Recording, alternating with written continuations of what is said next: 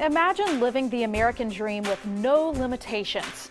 And now imagine a child that faces many obstacles: neglect, abandonment, no home or family.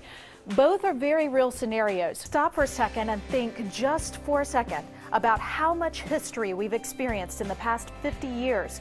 There are so many pivotal moments that have changed our lives in some way, and one man witnessed many of those events through the eyes of a camera lens. 50 girls from across the U.S. will compete on national television in Atlantic City to become the next Miss America, and one of those contestants was crowned on Saturday night at Samford University as our own Miss Alabama. There are so many options for children when it comes to joining a school team, but one sport is now gaining momentum in the state, and we visit with a Pelham High School coach and teammates of a relatively new sport that's now gaining momentum across Alabama. A mother is sharing her cautionary tale about the dangers of flash flood waters. Breaking overnight, the Republican health care bill gets voted down, but all but ending the Republican efforts to repeal and replace Obamacare.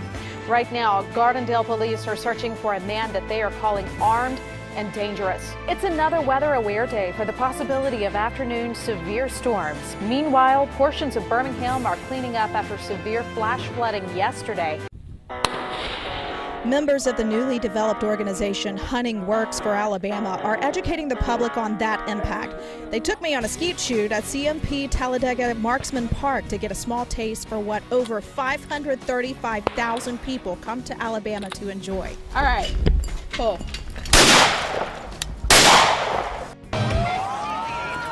We're taking you behind the scenes of one of CBS's most popular shows. Looks like we picked up right where we left off. We're going from Birmingham to the Big Easy for NCIS New Orleans. The CBS 42 Summer Series continues with a treat for parents. Today, Rachel has taken us to quite a few water parks this month, but now you're taking us to a local winery. Apple is rolling out its new season of Carpool Karaoke starring Ariana Grande, John Legend, and even Cleveland Cavaliers star LeBron James. New this morning, when you live in Alabama, hunting and other outdoor activities are favorite pastimes for many of us. I learned a lot yesterday because what you may not know is that the extent of how much money and jobs it does provide. Take a look. Members of the newly developed organization Hunting Works for Alabama are educating the public on that impact.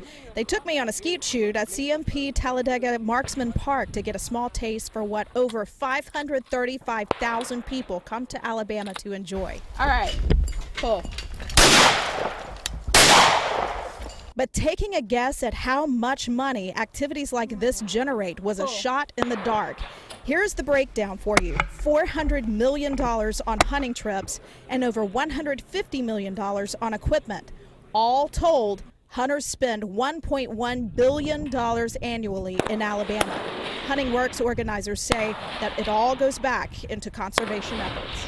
There are people that are coming into town, they're at hotels, they're in restaurants, they're in country stores out there in the rural areas of the state. So it's money that flows in all over the state, and that creates a tremendous tax benefit for the state of Alabama. About $105 million in state and local taxes are created by the hunters that are in Alabama.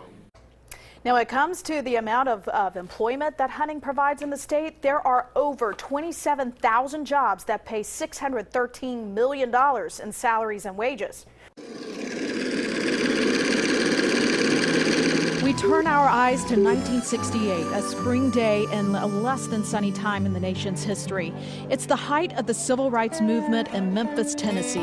Clarence Gibbons, a young cameraman for CBS News, stands at the foot of a stage, watching through a lens as Dr. Martin Luther King Jr. takes the platform once more in his pursuit for peace. Responding to the call.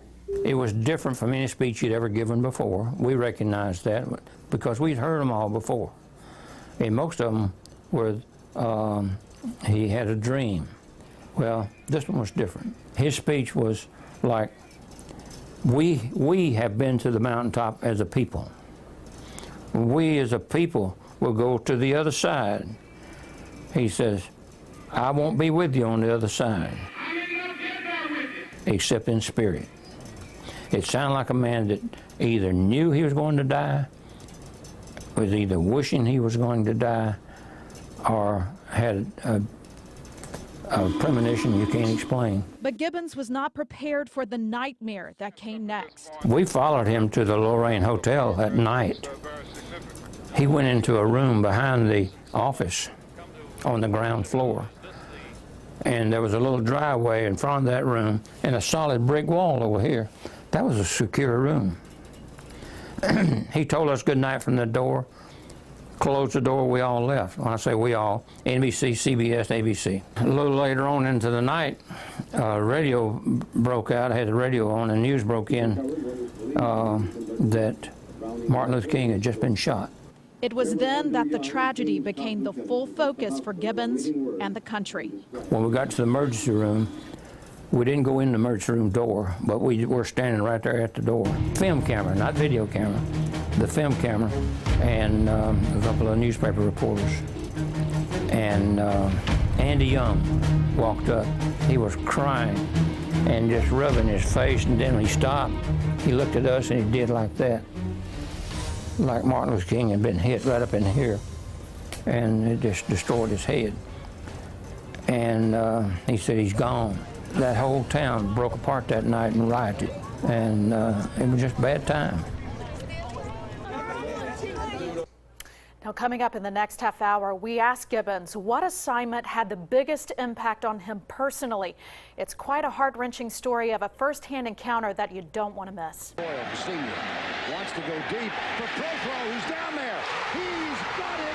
An Alabama dream to be the quarterback for the University of Alabama. An American dream to be drafted in the NFL.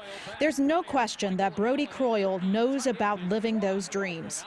And there's so many parallels into it, but I guess the greatest parallel that I've seen is where I grew up, how I grew up, the sport that I was blessed enough to get to play for a long time.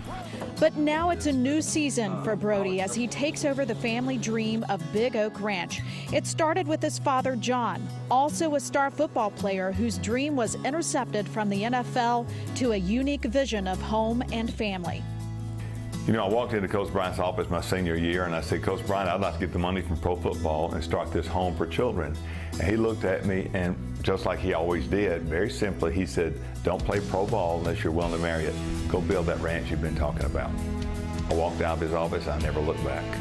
And John built that ranch, 2 of them, one for girls and one for boys, plus a school. But he also built a family legacy. And he said, Dad, if you'll have me, he said, I want to come back and join you and Reagan and Mom, and I just want to help the kids.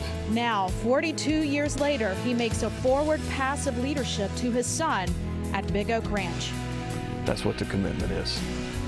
You commit to the hard days because at the end of the day, God's going to produce a fruit that will forever change the world.